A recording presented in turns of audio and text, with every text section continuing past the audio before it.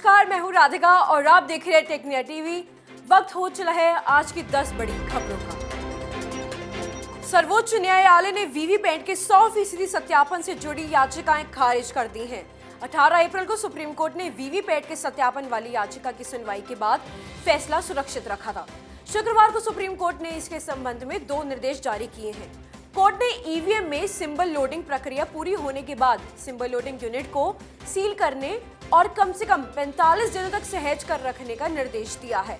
इसके अलावा परिणाम घोषित होने के बाद उम्मीदवार को ईवीएम का माइक्रो कंट्रोलर प्रोग्राम पाने का विकल्प देने का निर्देश दिया है। चुनाव में अगर कोई भी प्रत्याशी वोटर को पसंद ना हो तो चुनाव आयोग ने उसे नोटा का विकल्प दिया है। नोटा पर बटन दबाकर वोटर ये बताता है कि उसने मतदान तो किया लेकिन सभी प्रत्याशियों को नकार दिया। लेकिन अगर किसी सीट पर नोटा को ही सर्वाधिक वोट मिले तो उसका परिणाम क्या होना चाहिए? इस मामले में दायर एक याचिका के संबंध में सुप्रीम कोर्ट ने चुनाव आयोग से जवाब मांगा है। याचिका में नोटा को सबसे ज्यादा वोट मिलने पर काल्पनिक उम्मीदवार मानने और उस क्षेत्र में उपचुनाव कराने की मांग की गई है। साथ ही नोटा से कम वोट पाने वाले उम्मीदवारों पर 5 साल के लिए चुनाव लड़ने पर प्रतिबंध लगाने की भी मांग की है। लोकसभा चुनाव का दूसरा चरण समाप्त हो गया है। शुक्रवार को 12 राज्यों और 1 केंद्र शासित प्रदेश की 68 सीटों पर मतदाताओं ने अपने मताधिकार का इस्तेमाल किया। चुनाव के दूसरे चरण में 63% लोगों ने मतदान किया। इस बार फिर से त्रिपुरा में अन्य राज्यों की अपेक्षा सबसे अधिक 80% मतदान हुआ। वहीं दूसरे चरण में उत्तर प्रदेश में सबसे कम करीब 54% मतदान हुआ। दिल्ली में पिछले लोकसभा चुनाव की तुलना में इस बार 60 लाख मतदाताओं की गिनती में इजाफा हुआ है, लेकिन इसमें युवा मतदाताओं की संख्या में कमी आई है, जबकि 50 वर्ष से अधिक आयु के मतदाताओं में 4% से अधिक की वृद्धि हुई है। 2019 के लोकसभा चुनाव में दिल्ली में 18 से 49 की आयु वाले मतदाताओं की संख्या 1 करोड़ 5 लाख थी, जो अब घटकर 1 करोड़ 4 लाख के करीब बची। दिल्ली निर्वाचन आयोग ने राजधानी में सुई पहल के तहत लोकसभा चुनाव के लिए जागरूकता अभियान शुरू कर दिया है। शुक्रवार को आयोग ने सुई पहल के तहत लोगों को क्यूआर कोड के माध्यम से मतदान का महत्व समझाया।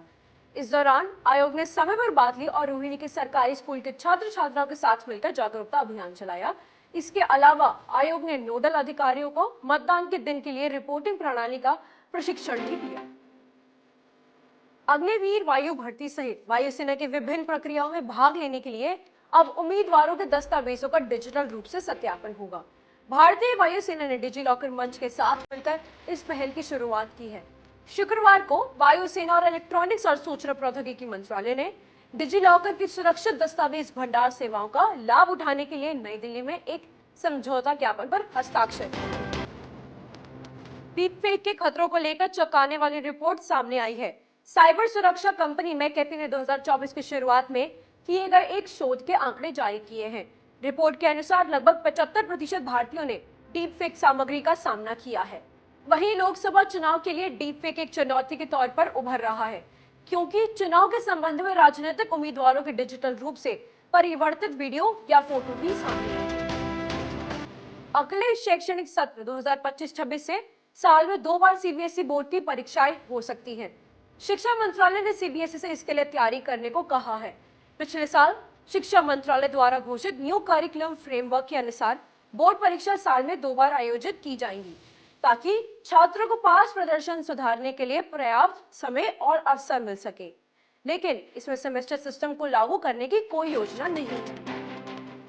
शुक्रवार को शाहरुख खान की कोलकाता नाइट राइडर्स और प्रीति जिंटा की पंजाब किंग्स के बीच हुआ आईपीएल क्रिकेट का मुकाबला काफी खास रहा। मुकाबले में पंजाब किंग्स ने टी20 क्रिकेट में सबसे सफल रन चेस करने का खिताब अपने नाम किया है, जो इससे पहले साउथ अफ्रीका के नाम था। आईपीएल 2024 में दूसरी बार 523 रन का मैच खेला गया, जिसमें केकेआर ने पंजाब किंग्स को 262 रनों का लक्ष्य दिया, जबकि पंजाब किंग्स ने केकेआर को 8 रनों से हरा दिया। वहीं टी20 क्रिकेट में पहली बार एक मैच में 42 छक्के लगे, जिसमें पंजाब किंग्स ने 24 छक्के जड़कर आईपीएल की एक पारी में सबसे ज्यादा छक्के लगाने का रिकॉर्ड बनाया। 26 अप्रैल को डायरेक्टर करण भूटानी की फिल्म रुस्लान सिनेमा घरों में दस्तक दे चुकी है। रुस्लान में Ayush Sharma full on action mode में नजर आ रहे हैं, लेकिन फिर भी फिल्म ने ओपनिंग डे पर कलेक्शन के मामले में काफी निराश किया है। 25 करोड़ रुपए के बजट में बनी फिल्म रुस्लान ओपनिंग डे पर सिर्फ 60 लाख रुपए तक पर ही बिजनेस कर पाई है। दर्शक लोकसभा के दूसरे चरण के मतदान और बॉक्स ऑफिस पर पैर जमाए अक्षय टाइगर की बड़े मियां छोटे मियां और अजय देवगन की मैदान को इसका कारण मान रहे हैं। आज के लिए बस इतना ही। देखते रहिए टेक्निकल न्यूज। हमारे चैनल टेक्निकल टीवी को लाइक शेयर सब्सक्राइब करना मत भूलिएगा।